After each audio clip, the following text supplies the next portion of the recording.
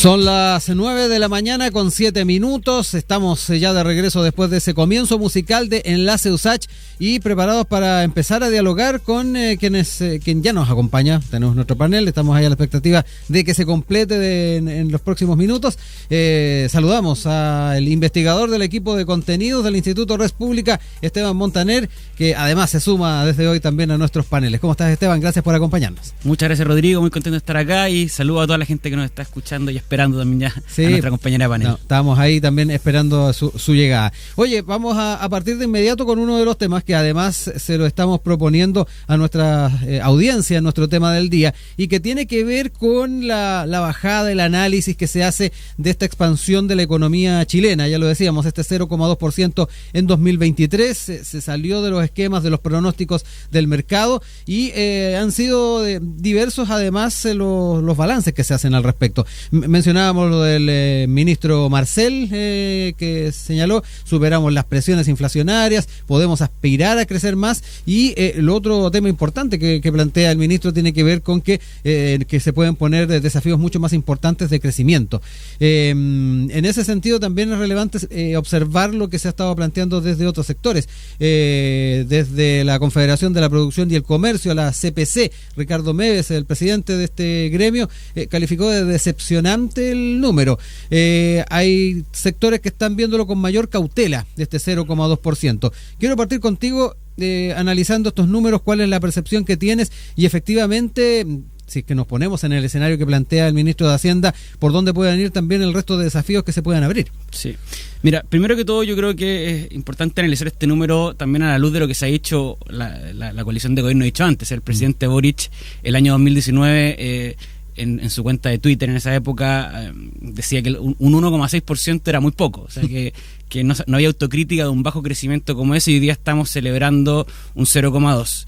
Pero más allá de eso, yo creo que hay que ser cautos. Yo creo que la ciudadanía no lo está pasando bien, hay un clima de frustración por las malas cifras económicas, por el desempleo, que por lo tanto generar tantas expectativas con un crecimiento bajo me parece a priori desafortunado, en primer lugar.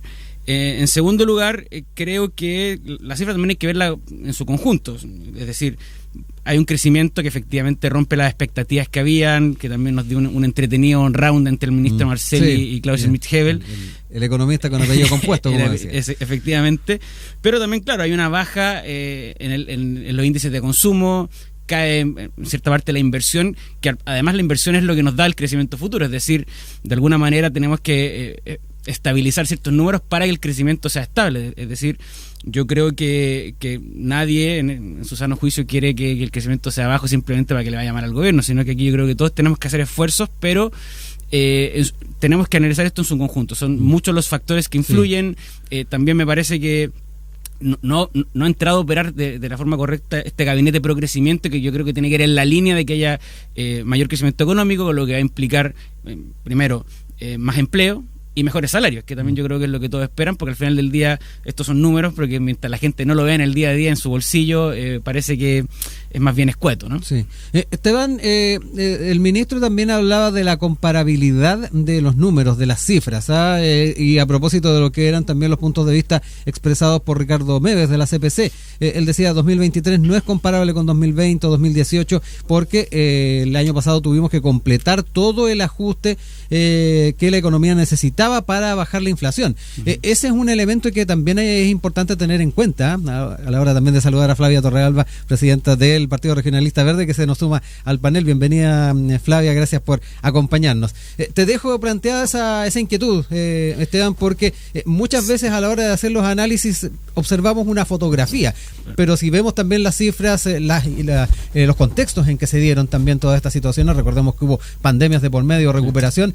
¿Cómo ves también ese argumento? Sí, yo en ese sentido estoy de acuerdo. O sea, también es cierto que vivimos un estallido social, vivimos una pandemia, vivimos en el momento mismo de la pandemia también tuvimos una recuperación económica muy fuerte, que básicamente de haber estado cerrado un año entero, del año 2020 al año 2021 los números fueron muy buenos, y por lo tanto yo creo que por eso llamo a la cautela. O sea, yo creo que aquí en vez de estar generando rounds pequeños por esto, me parece que hay que mirar para adelante.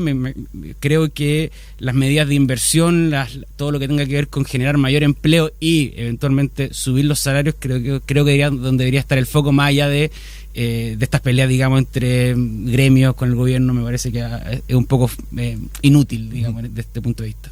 Flavia, te saludo nuevamente. Oye, gracias por estar acá y te incorporo de inmediato a la conversación. Hemos estado hablando de lo que son estos números en cuanto a la expansión de la economía chilena que conocimos de parte del Banco Central en las cuentas nacionales y los distintos enfoques que se han dado. Ahí el ministro daba cuenta de que efectivamente son buenas noticias, permite mirar con optimismo al año 2024, conseguir ese porcentaje, ir del orden del 2,5% de crecimiento, que es la aspiración, pero también están los que ven con un poquito más de cautela.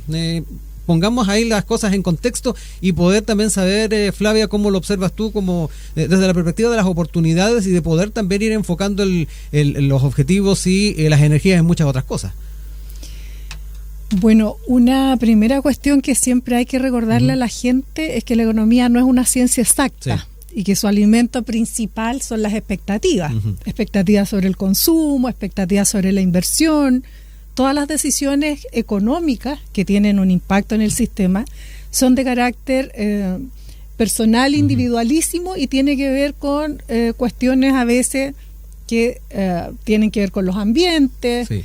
Y en ese sentido yo creo que esta polémica efectivamente a uno le parece inútil y un poco cansadora, pero también es una buena forma de levantarle el tono a una discusión pública y hacer llegar a la población buenas noticias. Sí. El tema es a quién le va a creer la gente. Y ese es el ámbito, digamos, donde vamos a estar peleando. Ahora, naturalmente, yo le creo al ministro de Hacienda de nuestro gobierno y al presidente Boric. Hace mucho rato que está todo planificado para dar las señales necesarias para crear un ambiente que reactive la economía.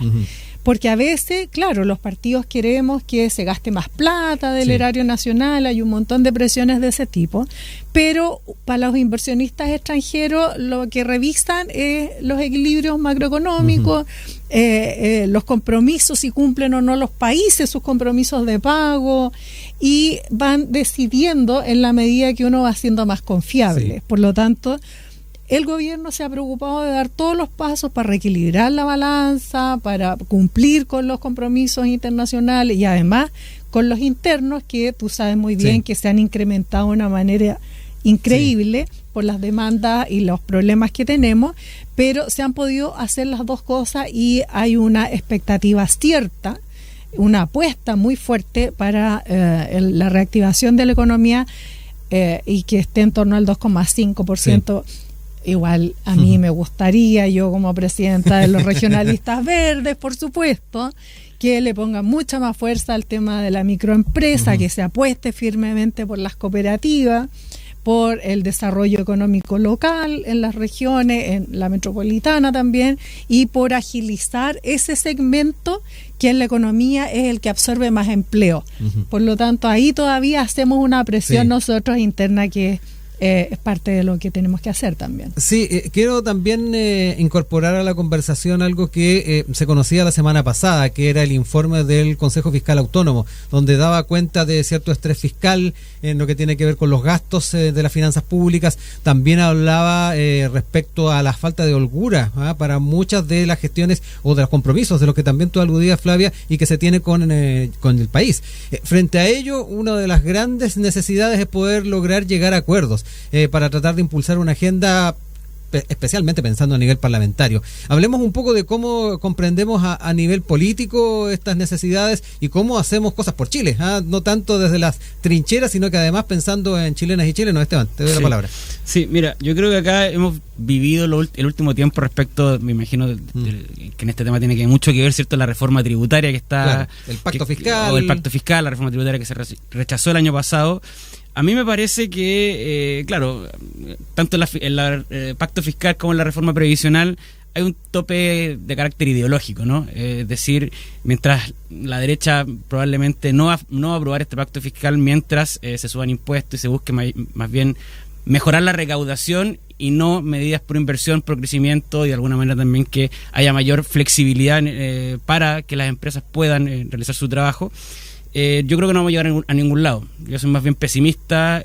Creo que, y aquí disculpa que haga un cambio de tema, digamos, tiene que ver un poco también con el sistema político. Es decir, yo no creo que esto sea culpa del presidente Boric o de este gobierno.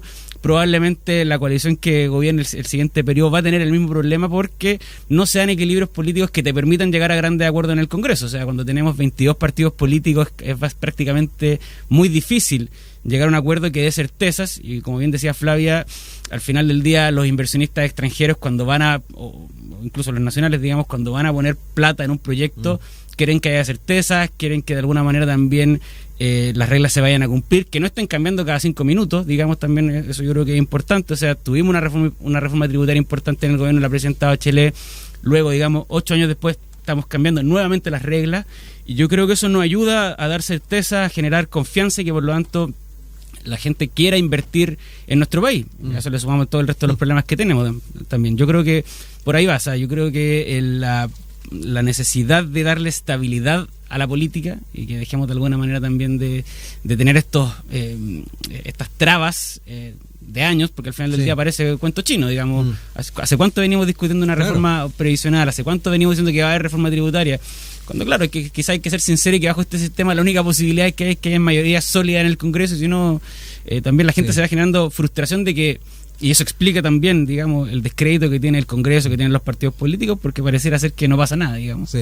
Oye, Flavia, ¿cómo ves también ese daño colateral que uno podría observar de las dificultades para ponernos de acuerdo en el Parlamento, de las distintas coaliciones, de los distintos partidos, a la hora de pensar en algo tan fundamental para chilenas y chilenos, que es tratar de sacar adelante un pacto fiscal que obviamente tiene mucha necesidad? Bueno, aquí también es súper fácil pedirle a los políticos, al Congreso, que se haga cargo, digamos, y efectivamente se tienen que hacer cargo, por cierto, para eso los elige uno y tienen altísimo sueldo y todos sus intereses están, bueno, a la vista, qué sé yo. Pero hay también una responsabilidad en la ciudadanía a la que yo siempre apelo. Ya.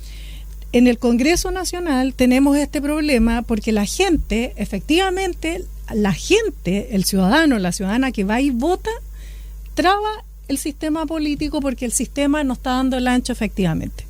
Y entonces le entrega a la gente el voto a un ejecutivo que es de un color político, y en el Congreso Nacional elige mayoría de personas de otro color político, y se enfrentan efectivamente dos formas de mirar el país que no se ponen de acuerdo. Por ejemplo, ahora la reforma previsional, por cierto, es muy nítida en la expresión de este problema que tenemos, porque no teniendo el presidente Boric la mayoría en el Congreso Nacional y apostando por reformar el sistema y hacerlo más solidario, no se puede, porque la derecha cree que el sistema de AFP es súper buen sistema. Le metió a la ciudadanía, digamos, la idea de que los fondos propios son el mejor. La gente termina creyendo que van a heredar fondos cuando en realidad van a heredar miseria. Pero, y siguen ganando dinero los mismos de siempre, y la riqueza se sigue acumulando en las mismas manos. Y el gobierno trata de impulsar una reforma que introduce algo de solidaridad al sistema, que además es un seguro para todos. Entonces, por un lado, la derecha, por ejemplo, acomoda el argumento y llama a hacer cooperativo el sistema de salud y que todos vayamos a pagar los costos, pero ese mismo principio de compartir los riesgos no lo quieren aplicar al sistema de AFP. Entonces, eso es una realidad. Efectivamente, una componente importante es la traba que hay sobre el sistema político. Hay 22 partidos políticos, efectivamente, hay unos que tienen 1.400 militantes. Eso es absurdo, digamos.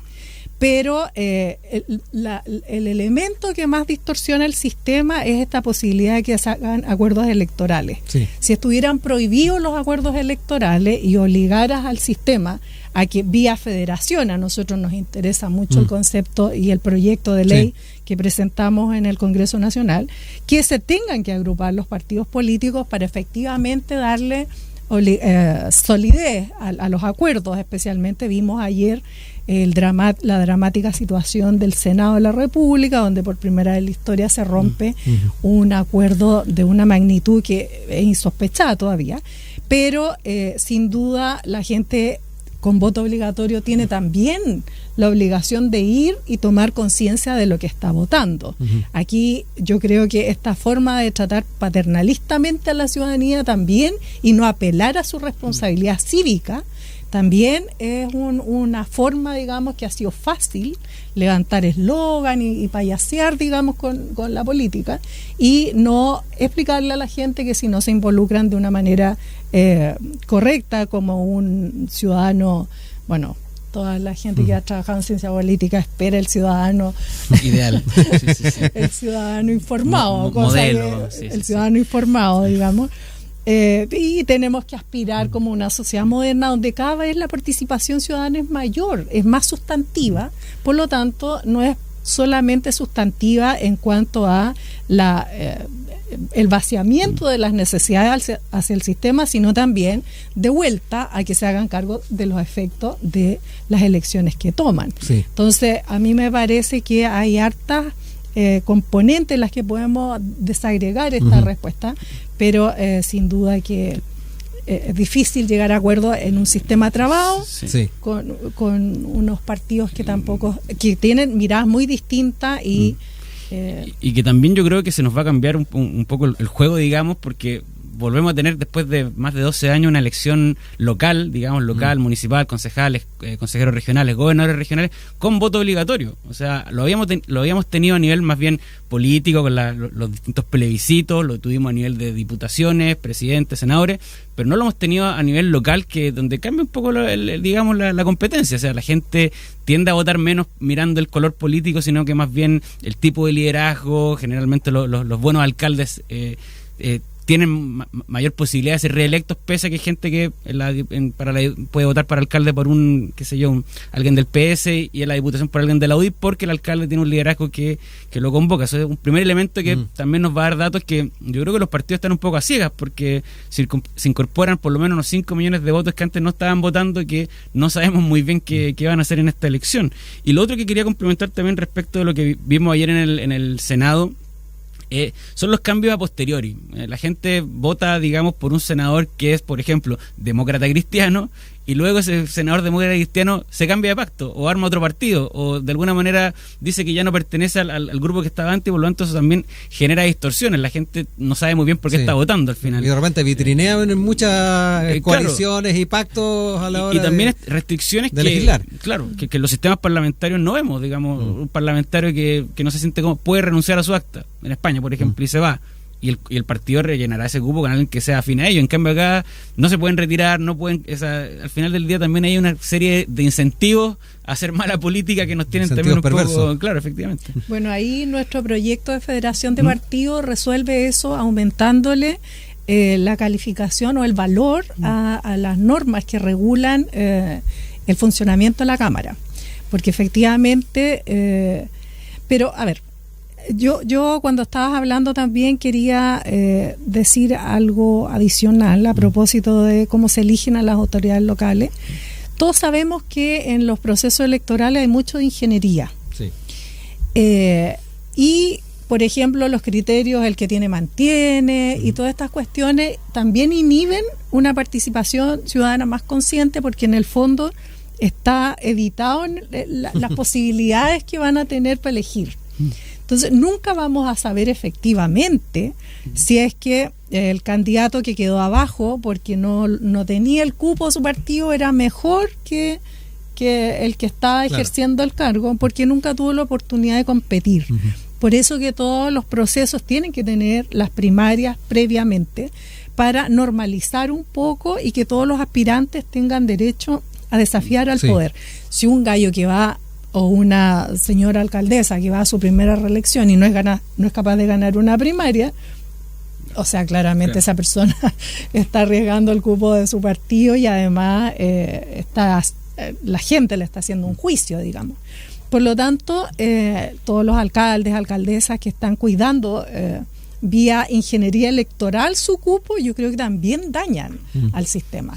Ahora, en el proyecto de ley que nosotros presentamos, efectivamente está la idea de que se recuperen los cupos para, que fue aceptado en los dos proyectos constitucionales también, la idea de que si un diputado o diputada, senador o senadora se van del partido, el partido recupera el cupo, porque sostener un partido político es un desgaste y un desangre y un esfuerzo, pero tremendo, no solo personal, de los militantes de los partidos, del sistema político en general, y el estrés que se le produce al sistema político, al CERVEL, de hecho, que financia los partidos políticos y las campañas, es tremendo. Por eso a mí me pasa, por ejemplo, con la candidatura Orrego, perdona que personalice y pele.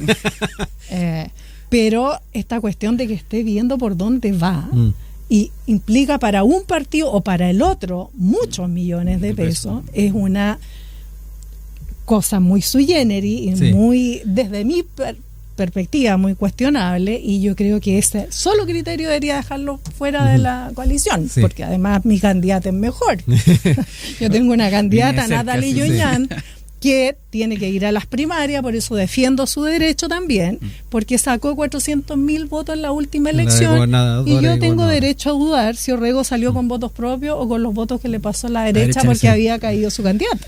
Son las 9:29, para ir cerrando el tema y tratando de retomar el tema económico, quiero también plantearles el tema de cuáles son esos objetivos o desafíos que hay que empezar a plantearse, en el entendido de que esto es una buena noticia, como lo ha planteado el ministro Marcel. Esteban, te dejo ahí unos minutitos para poder centrarnos en eso, y después también Flavia. Sí, mira, yo creo que al final, como decía Flavia, creo que tiene mucha razón en que no tenemos una bola de cristal, digamos, y la economía también va a depender no solamente de lo que haga el gobierno, de las medidas que hagan, de lo que se adopte en el Parlamento, sino que vayamos dando cierta certeza, cierta estabilidad, y que de alguna manera yo creo que todo el arco político reme hacia adelante. Yo esperaría que el eje central se centre en la inversión. Yo creo que aumentar la inversión siempre es positivo para el crecimiento económico, para la creación de empleo y por lo tanto para el aumento de los salarios. O sea, los salarios no aumentan por puro voluntarismo, como le gustaría a la ministra Jara, y por lo tanto yo creo que en ese sentido le pediría al ministro Marcel, que me da la impresión, al menos yo tengo una buena opinión de él, de acercar posiciones y que nos centremos en eso, es decir, que facilitar la inversión. Yo creo que aquí también hay un desafío para el ministro Grau en materia de permisología. Yo creo que es evidente que el país necesita repensar, yo no digo acá quitar o sacar permisos, porque yo creo que también hay que siempre equilibrar el crecimiento económico con la protección del medio ambiente y de nuestro entorno. Por lo tanto, pero hay que tener una discusión en serio de cómo podemos hacer que sea fácil invertir en Chile, protegiendo nuestros recursos naturales, protegiendo, ¿cierto?, nuestro territorio, y por ahí yo también creo que al ministro le falta yo creo que él tiene buenas intenciones, pero le falta un poquito de ambición en esa materia. Flavia, también brevemente, ¿por dónde podrían ir las soluciones? Tú planteas muchos elementos que tienen que ver con el desarrollo de los territorios, de las regiones. También pensemos en ese mismo foco. Sí, bueno, primero decir que si hay una cuestión cobarde en este mundo de la economía, el dinero. El capital es lo más cobarde que hay y se va efectivamente a los espacios más seguros. Dicho eso, uno le pediría también que a este esfuerzo que está haciendo el gobierno se sumen los empresarios que han sacado millones y millones de dólares a paraísos fiscales, a inversiones extranjeras, cuando en Chile tenemos un país lleno de posibilidades, especialmente cuando está disponible para invertir y trabajar. El problema es que también tenemos un grupo empresarial que está diferenciado. Hay unos que se acostumbraron a rentar exclusivamente, y los emprendedores y emprendedoras están muy complicados con el tema de la permisología, efectivamente, y curiosamente los que más reclaman por la permisología son aquellos que no quieren cumplir las normas medioambientales, y los que quieren empujar su creatividad y su inversión son aquellos que están entendiendo de base que hay que cumplir las reglas.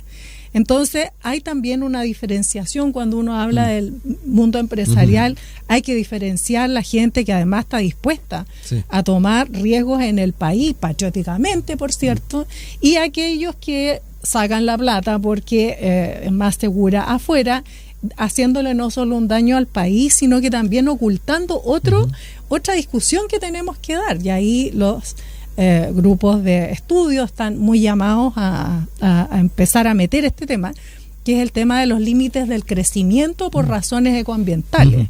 Hay un tema que las universidades en Europa, en Estados Unidos incluso, están empujando muy fuertemente, que es cuál va a ser el modelo en el que vamos a manejar una economía amenazada con que no va a haber los niveles de crecimiento que se veían en los 90, porque no es posible, simplemente porque la naturaleza dijo está bueno, no hay más. Entonces hay que avanzar con muchos temas muy complejos, por eso que la responsabilidad de los medios, de la gente también, de informarse y elegir, y por cierto, para el sistema político es tremendo. Son las 9 de la mañana con 37 minutos, de regreso acá en Enlace USACH, en nuestro panel, junto a Flavia Torrealba, presidenta del Partido Regionalista Verde, también con Esteban Montaner, investigador del equipo de contenidos del Instituto Res Pública. Cambiamos de tema y nos quedamos en las repercusiones que sigue dando el denominado caso Audios. Estuvimos, sin ir más lejos, ayer bien atentos a lo que fue la formalización del ex director de la PDI, Sergio Muñoz, pero cada uno de los antecedentes que se han ido entregando y que se han dado a conocer, recordemos también esa nota que conocimos el día domingo de CIPER respecto a las filtraciones en torno a este caso, y vinculados al abogado Luis Hermosilla, sigue generando nuevos antecedentes. Uno de ellos ha motivado que el ex ministro Andrés Chadwick sea citado a la Comisión Especial Investigadora por este caso, que tiene entre sus principales imputados, o apuntados, mejor dicho, el abogado Luis Hermosilla. Es parte de lo que se confirmó por parte del diputado socialista y presidente de esta instancia, Daniel Manucheri, y aseguró que también citarán a otras ex autoridades del gobierno anterior para dar cuenta de información respecto a delitos contra la probidad. Información además detallada, privilegiada, que hemos ido conociendo. Flavia, me quedo en este caso, no solamente lo que latamente se ha estado comentando desde estos días con lo que es la formalización del exdirector de la PDI, sino que además estas ramificaciones que poco a poco se han ido conociendo y que obviamente pueden ser bien complicadas a la administración anterior. Bueno, aquí... Mira, es tan difícil tomar este tema porque tiene tantas aristas, abarcarlo completo, que es imposible entrar. Yo voy a entrar, digamos, más bien por lo que nos puede dejar de bueno. Siempre había una sensación de que hay una justicia para uno y una justicia para otros, que la PDI perseguía a algunos con rigor y a otros se hacían los lesos con ellos.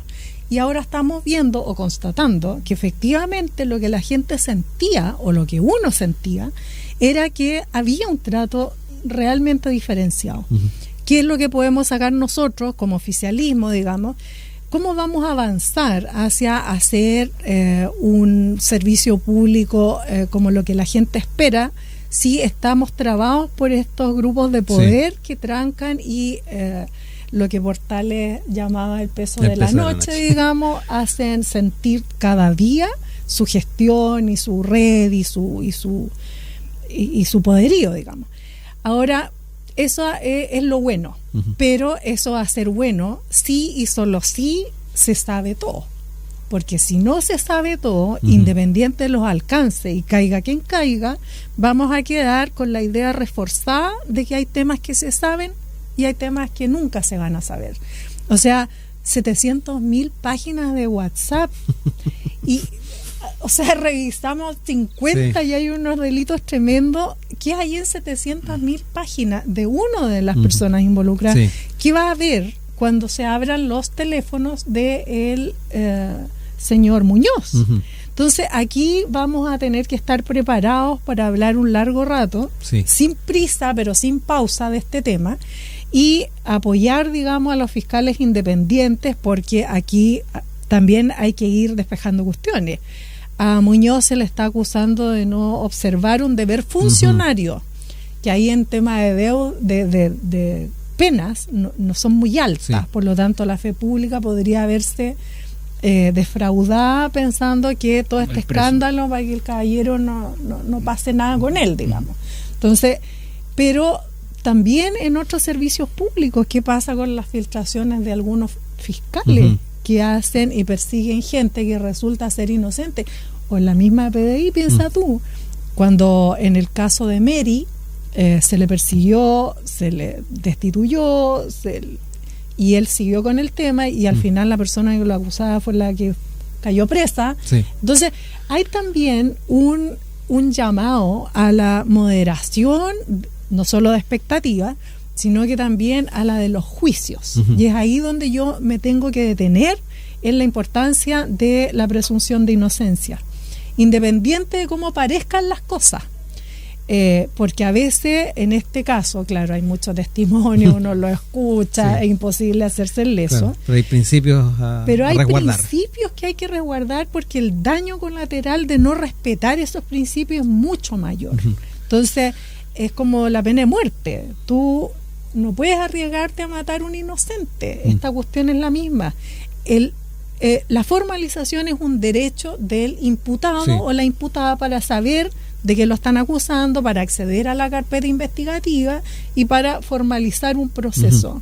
No es más que eso. Entonces, ¿es un estándar la formalización, sí, o es la acusación el estándar al que tenemos que, sí, aspirar para avanzar con, sí, estas cosas? Esteban, importante lo que señala Flavia en torno a los estándares, en cómo vamos a comprender también la investigación de este tipo de casos, el que la ciudadanía considere que hay la cancha para todos igual, y lo otro importante es ir observando cómo están funcionando las mismas instituciones. Hay quienes destacan de que esta investigación se esté llevando adelante, se esté realizando las formalizaciones, porque esto da cuenta de que ciertos sedazos o filtros están funcionando para poder llegar a ilícitos. ¿Cómo lo ves tú también? Sí, efectivamente, a mí lo que más me preocupa, digamos, es justamente lo último que tú señalas, es decir, la degradación institucional de tener hoy día el escándalo que estamos viendo con la PDI en general no le hace bien al país. O sea, si nosotros vamos a un libro que se hizo bien famoso hace un par de años, que se llama ¿Por qué fracasan los países?, de Acemoglu y Robinson, lo que hace que los países se desarrollen y crezcan es que sus instituciones sean sólidas.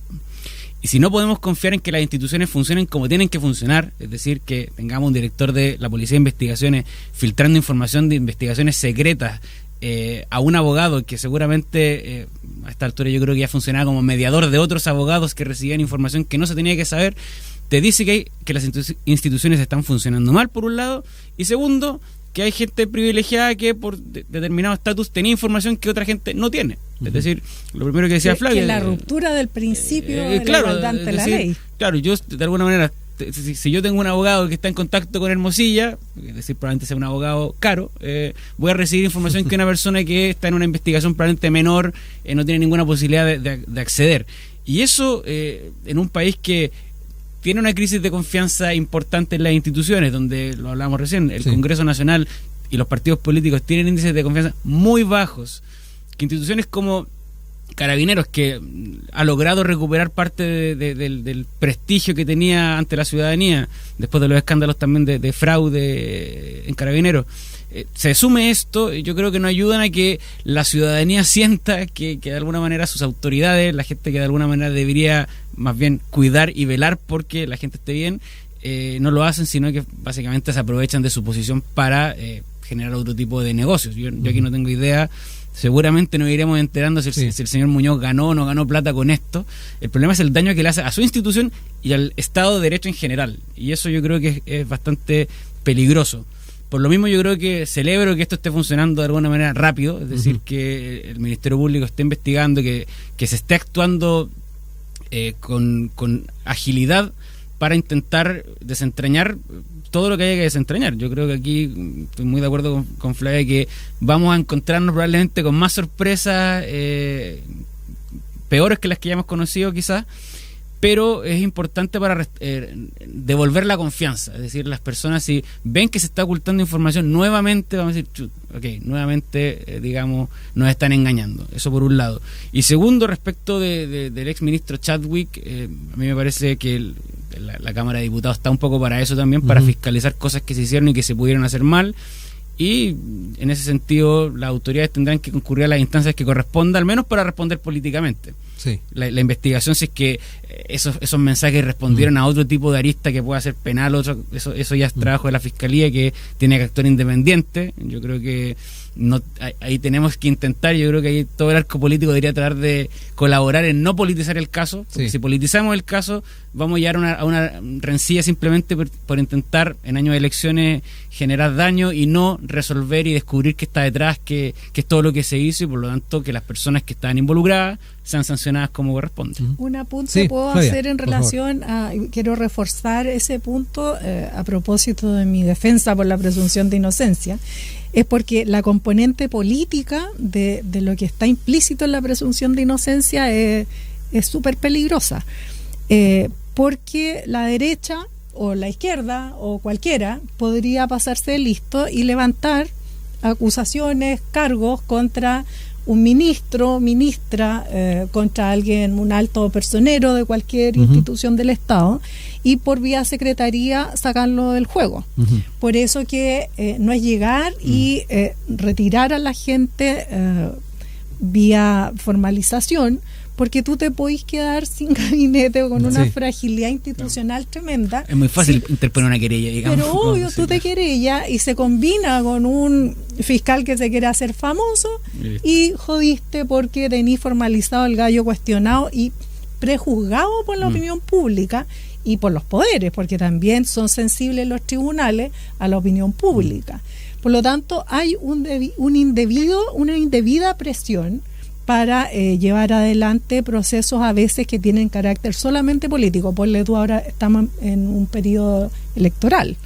¿Qué va a pasar, digamos, si tienen que salir de sus cargos o todos los partidos echan a todos los formalizados? O sea, hay muchos partidos que se quedan sin candidato a alcalde o alcaldesa.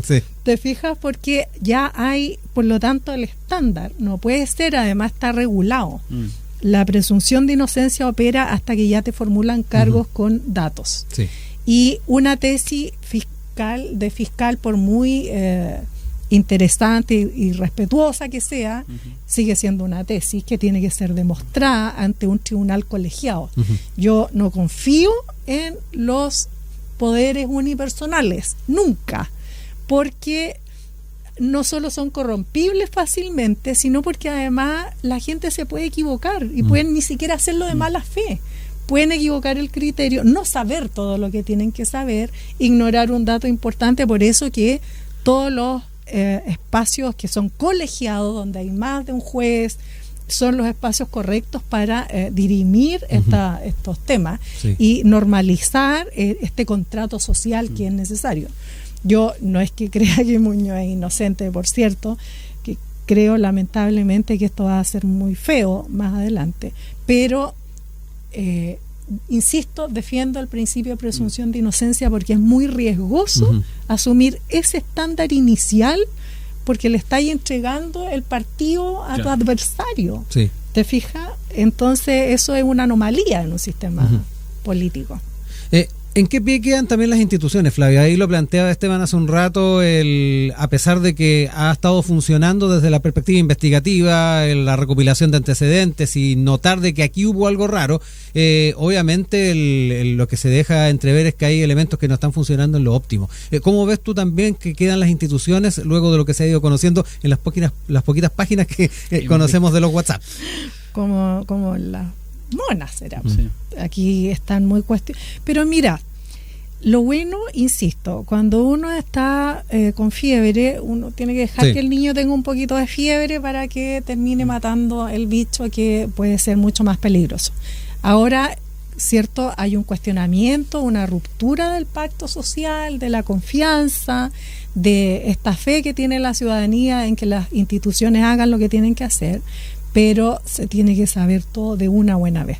O sea, pongámonos colorados, asumamos que estamos en una crisis institucional de una buena vez y no estemos tapando el sol con un dedo, despejemos todo, porque además un discurso, por ejemplo, como el nuestro o como el del presidente o cualquier político de bien, digamos, de hacer bien las cosas, todos los compromisos de los candidatos y candidatas son compromisos que no van a ser creídos. Eso es muy malo para la democracia. ¿Cómo tú confías en que alguien va a resolver los problemas si partes de la base que está corrompido, que pertenece a la red de poder de Chadwick, que Piñera le heredó del cargo a no sé quién, que Bachelet nombró al director de la PDI, que el otro lo nombró y tal. Entonces, no es posible. Es decir, el país solo va a funcionar si las instituciones traspasan el personalismo. Ahora, lo de Muñoz, y una última cosa que es de puro peladora que soy nomás, pero tiene un olorcillo así como a que era un grupo de gente muy menor, que no tenía demasiada información ni poder, porque si él creía que Hermosilla era el abogado de Piñera, cuando hasta nosotros sabemos quiénes son los abogados de Piñera, entonces el general director, algo muy mal ahí. O sea, si era el jefe de la policía de investigación y no tenía idea de cuestiones así de básica, era gente muy menor que no tenía demasiada influencia, que eran más bien usados, son eslabones. Esteban, te doy ahí la palabra, nos quedan poquitos minutos. Sí, no, de todas maneras, yo creo que acá hay que, de alguna manera, restablecer el prestigio de las instituciones. Me parece que lo que está pasando con Muñoz habla también de que hay una red, digamos, de personas que se vale de la fe pública para sus intereses personales, y que básicamente es todo lo contrario a lo que debería ser una institución pública, el Estado en general, que de alguna manera es para servir a la ciudadanía y no para servirse, digamos, personalmente.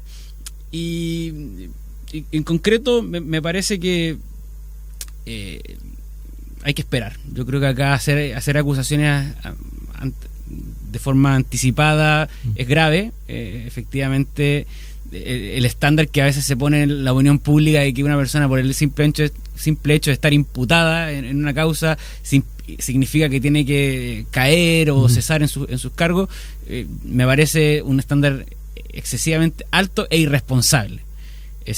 Yo creo que si no tenemos mayores antecedentes, se vulnera el principio de presunción de inocencia, se cae el Estado de Derecho y por lo tanto ya esto es cualquier cosa. O sea, nos vamos a empezar a ver que políticos querellados todos los días, como pasa en otros países, digamos. Yo creo que ahí Chile tenía un rol distintivo en que respetábamos, digamos, las herramientas para lo que son, es decir, responsablemente para perseguir delitos cuando se hayan cometido y no para hacer daño simplemente. Sino también, claro, efectivamente, hoy día tenemos varios personeros, tanto del gobierno o personas que quieren ser candidatas con algunas causas pendientes, y por lo tanto no podría funcionar el sistema si es que ese fuese el estándar de acción, es decir. Hay que ver también cómo está la memoria a corto plazo del electorado y la ciudadanía, cuando nos encontramos con algunos casos. ¿Sí? Pues un último punto, no es que antes que se me vaya. Yo creo que también algo que es importante es empezar a hablar de modernización del Estado. Modernizar el Estado implica también reformar las instituciones, generar también mecanismos que efectivamente el ser humano es capaz de, yo creo, de burlar todos los mecanismos posibles, pero que al menos haga que esa pega sea más difícil. El problema está que modernizar el Estado y todo lo que tenga que ver con eso es poco sexy electoralmente, por lo tanto... Y cuesta plata. Y cuesta plata, además, claro. La derecha no quiere llegar a la reforma tributaria. Y no tenemos plata. Ahí quedamos. Efectivamente, y por lo tanto, y más pensando en elecciones locales, que son las que vienen ahora, es difícil que un alcalde un candidato a alcalde hable de modernización tributaria, o sea, de modernización del Estado, porque primero no tiene las competencias, porque es poco atractivo a los vecinos, que no están más le dice preocupados mucho tampoco al que es modernizar el vecino. Estado, claro, efectivamente algo muy lejano, que suena poco concreto, abstracto, y que por lo tanto no creo que esté en la agenda este año, lo que es lamentable, digamos. Justo lo mismo que con el sistema político que hablábamos al principio del programa. Todas las cosas importantes, y solo para reforzar tu punto, no se están haciendo. Y yo creo que una de las grandes reformas, tan importantes como la tributaria tal vez, es el de reforma del Estado. Se conversó harto en los procesos constitucionales, además. Sí, porque es urgente. Por ejemplo, el proceso de centralización de este país es un elemento de protección de las comunidades. Tú no puedes tener este modelo de gobernadores sin poderes, en una contienda permanente con los delegados presidenciales que nunca desaparecieron.